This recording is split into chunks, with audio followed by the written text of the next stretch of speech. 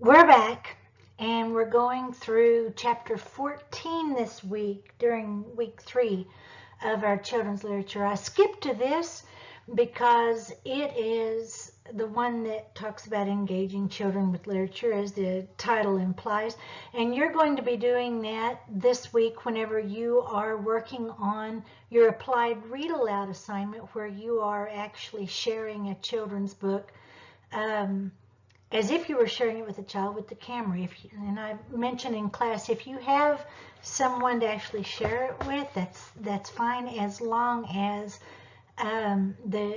you're looking at the camera while you are sharing it, and you can critique your reading. You can critique your sharing of the pictures and so forth.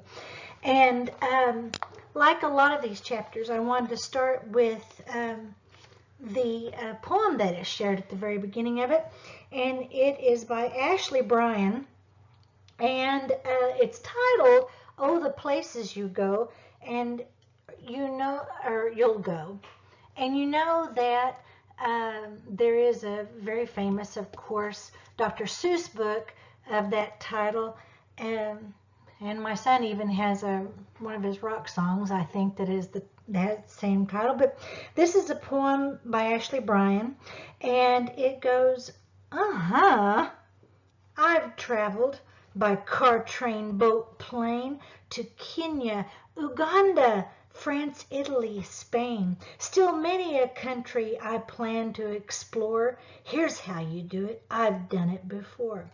Weather won't stop you, nor cost of the flight. You'll fly the world over by day and by night. The means are at hand.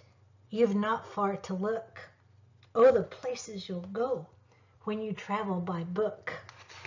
And I've shared with you all before about the fact that as a little country child, that was how I did my traveling.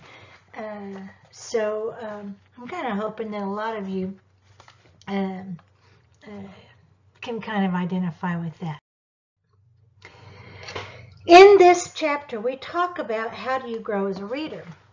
And the way that you grow a reader is by, you start with authentic, well-written books. And I've been talking to you from the very beginning about how it's very important that you learn how to evaluate books so that you find those well-written books for kids.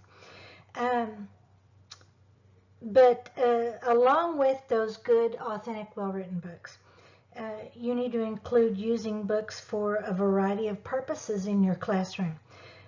Kids need to read to find out about the world, or they even need strategic reading of authentic literature to learn new concepts. But then they also need to be allowed to read for personal reasons. So you've got the critical reading to find out about the world. You've got the strategic reading to learn particular concepts that need to be taught. And you've got the personal reading. If you've got all of that, that is how you grow a reader.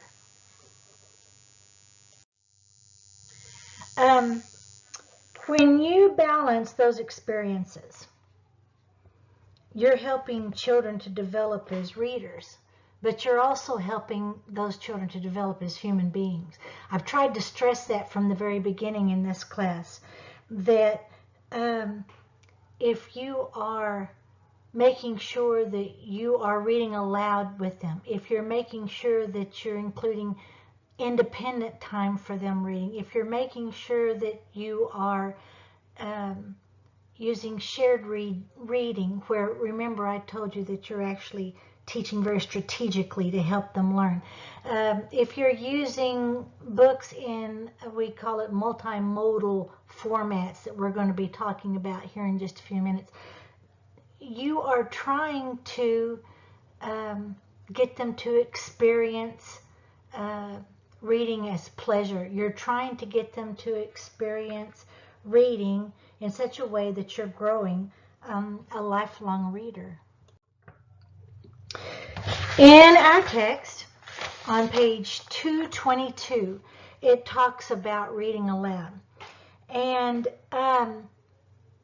it kind of stresses that reading aloud or read-alouds in your classroom are actually the centerpiece of your literature curriculum. I can't stress them enough. I've mentioned it in class. You're going to be reading to them when they're small, of course, but there is absolutely no reason why you wouldn't be reading aloud to 5th and 6th graders. They love it too. And children should hear books and poems read aloud on a daily basis. On a daily basis. I've got the why listed here, but if you look through them, look, it increases their ability to think critically. It increases their ability to comprehend. They're not having to focus on getting through the material or in decoding the words or anything.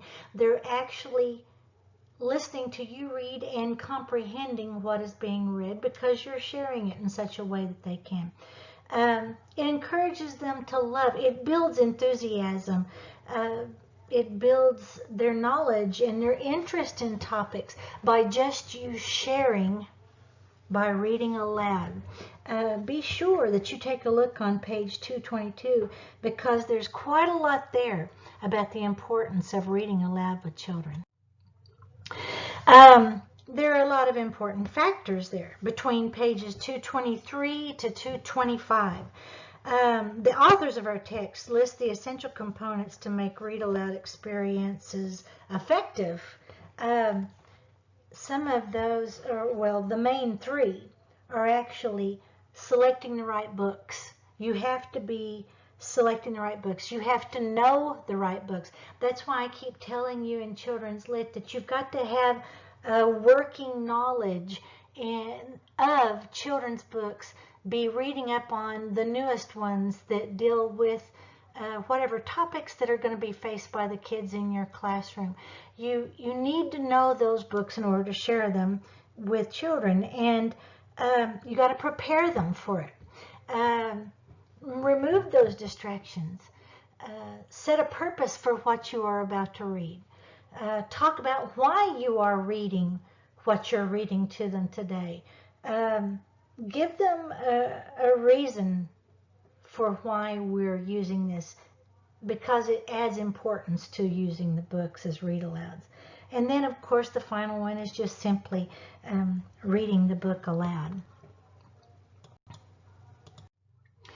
When you get a chance to go through this, I want you to be sure and look at this particular video that I have in the regular PowerPoint that you'll find on Blackboard. You're going to find this one along with the regular one. And this woman, I think, is a little bit, this is just my personal opinion here, is a little bit annoying as far as the way that she's actually talking about things beforehand, but the way that she shares the book is genuine as far as the way it would be shared with young children.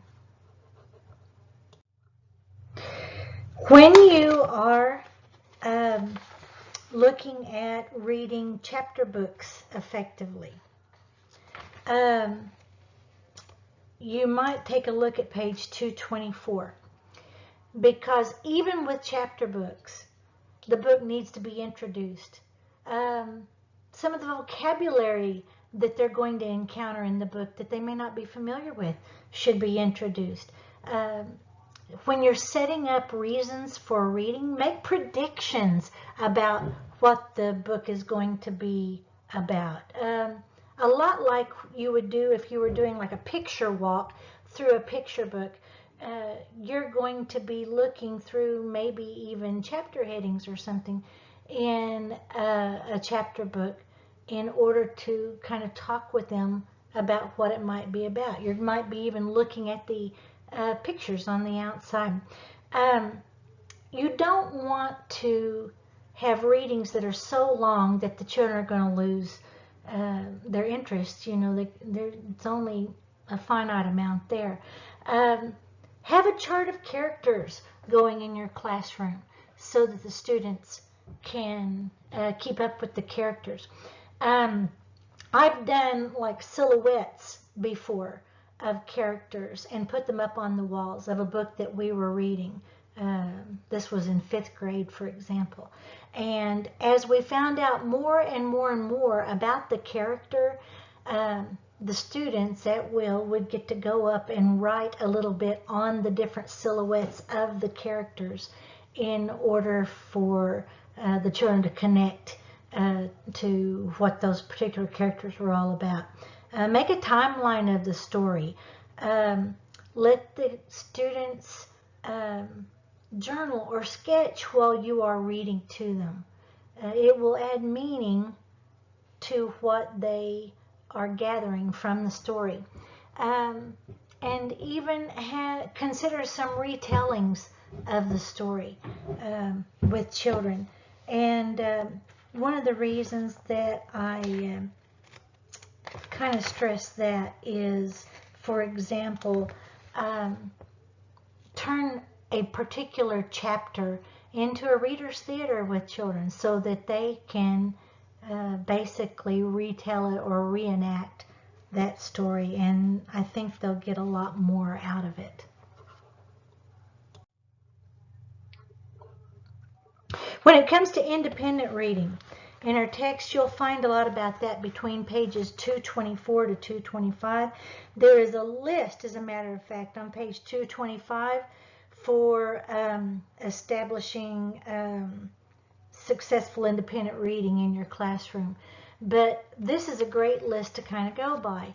Set aside time daily. You might have grown up with DEAR time or drop everything and read. It's not a method of teaching reading, but it is a method of incorporating independent reading time into your classroom every day. Whenever you are letting them keep journals and letting them read the journals, it is helpful with their comprehension of what's being read or even their vocabulary use.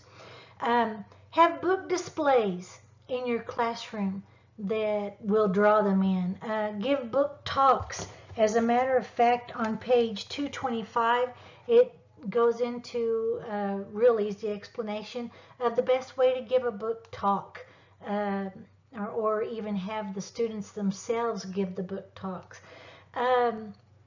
You might make sure that you have ebooks on hand or even audiobooks with headsets in a listening area so that students can pursue their independent reading in that way.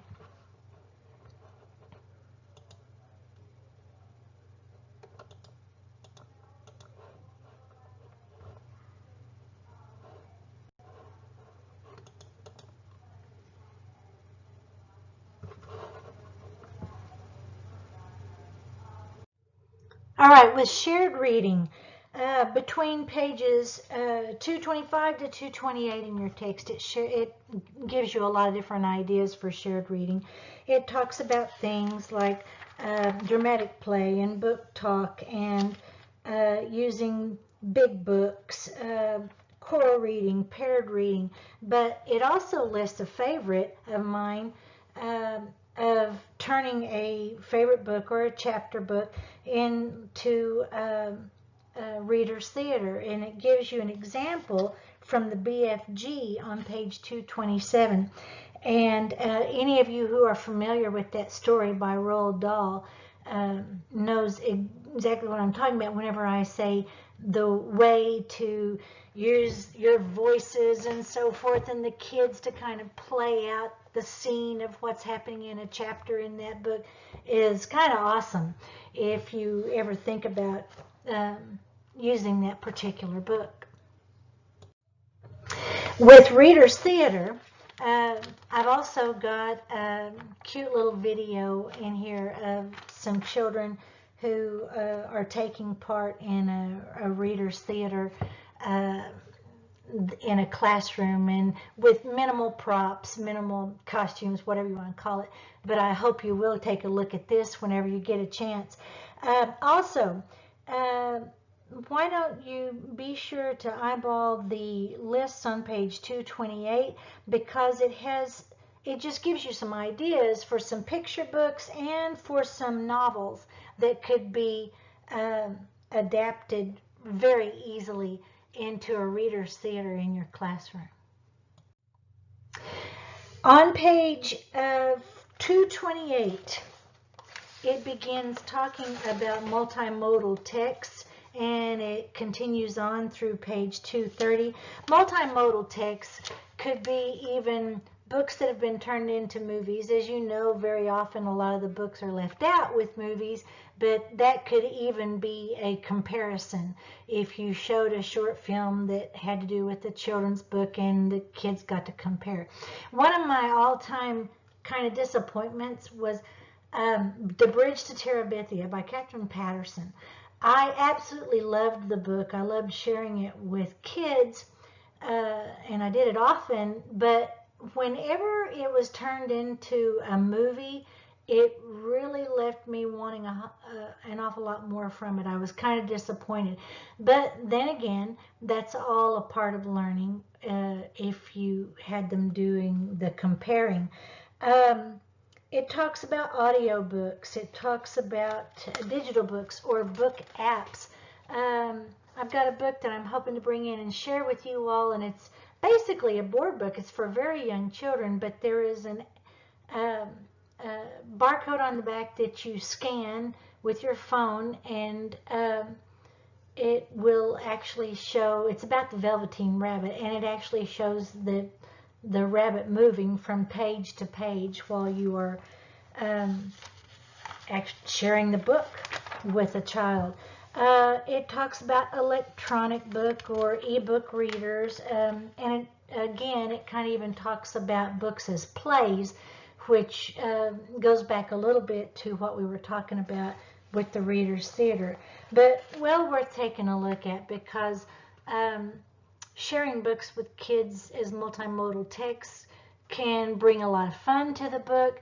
I have mentioned that the need for true books are there, but just remember, this is just one more facet of sharing books with kids.